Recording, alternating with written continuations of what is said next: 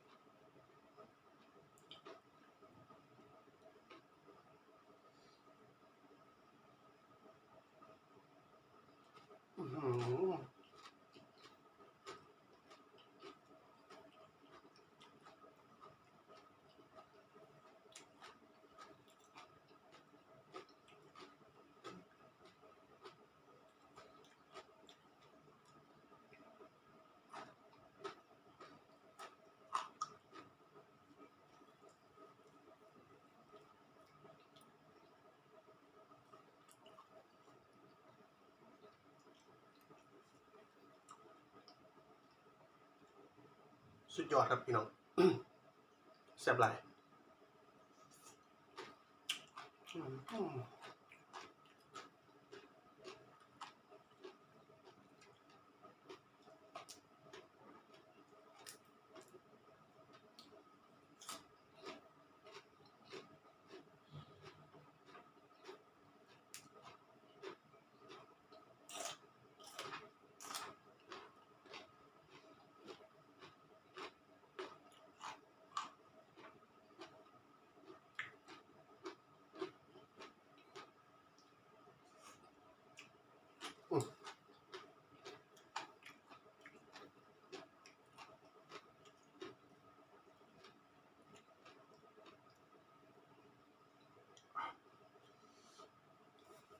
เจอหมูเป็นตอนครับใส่เข้าไป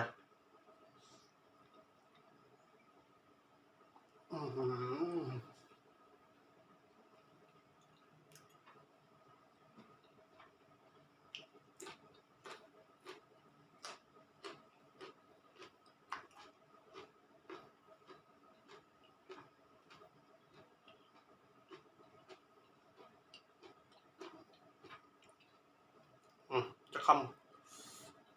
จวด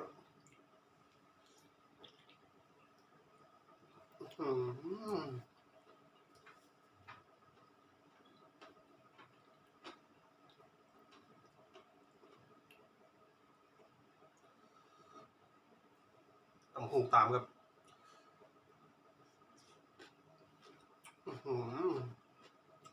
พัก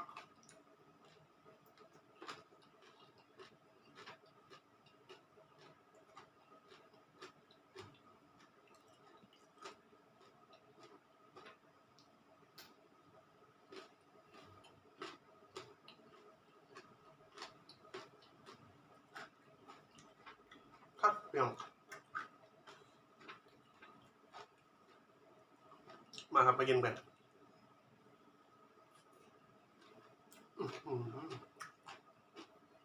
หมดฟินใส่ไปสักคำงอก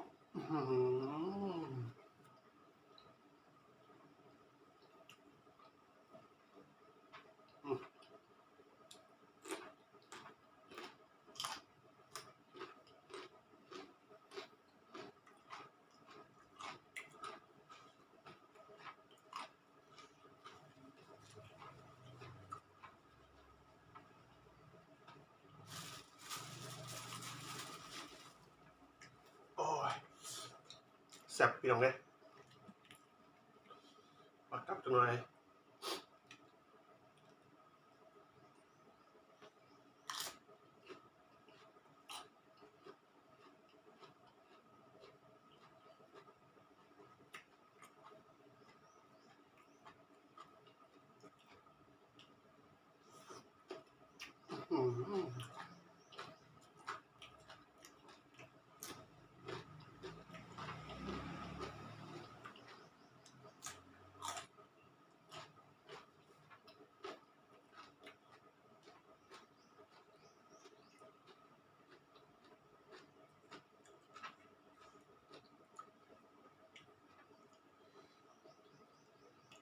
ต้องใส่มือพี่น้อง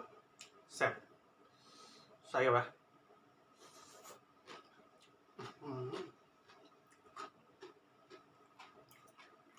ตามในหมูตกหมูครับใส่เป็นสิ้นเลย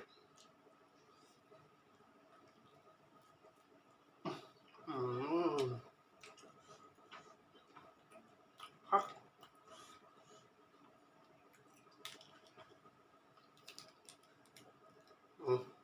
ใส่เข้าไป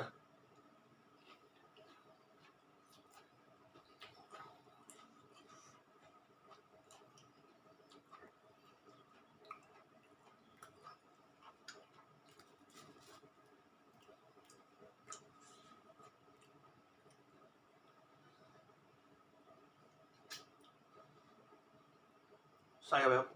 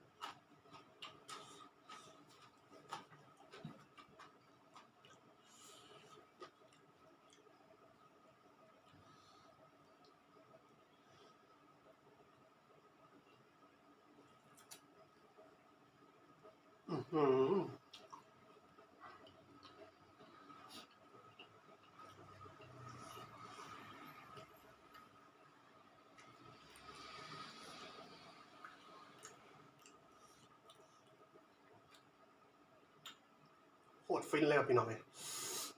ใส่เข้าไป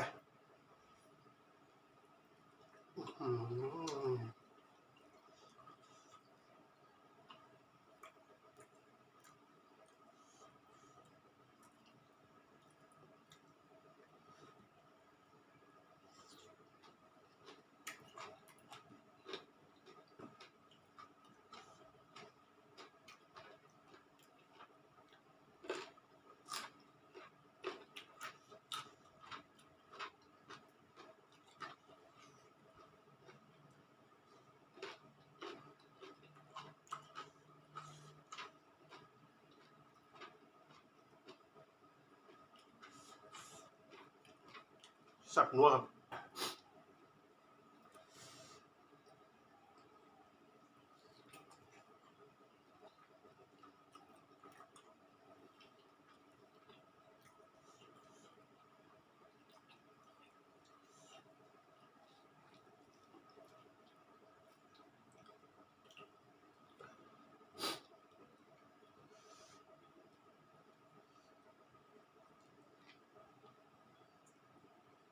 น้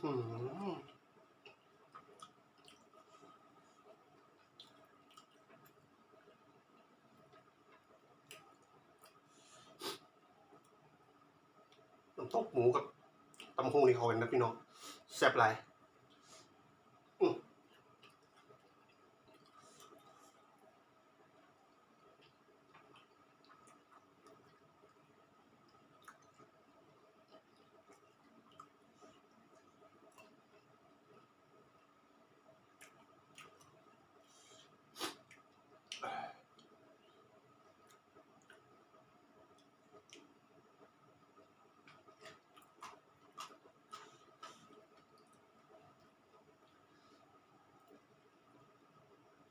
หน่อยงับคอย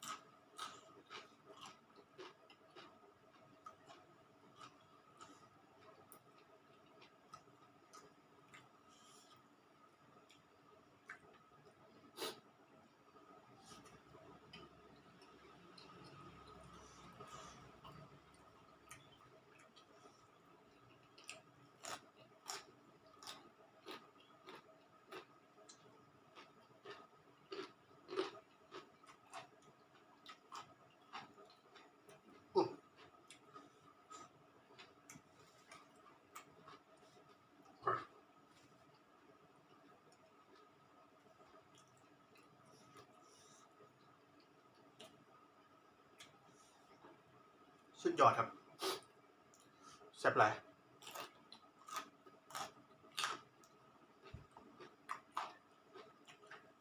พักมันหน่อยไปหน่อยเลยพักหาอย่างครับเพื่อน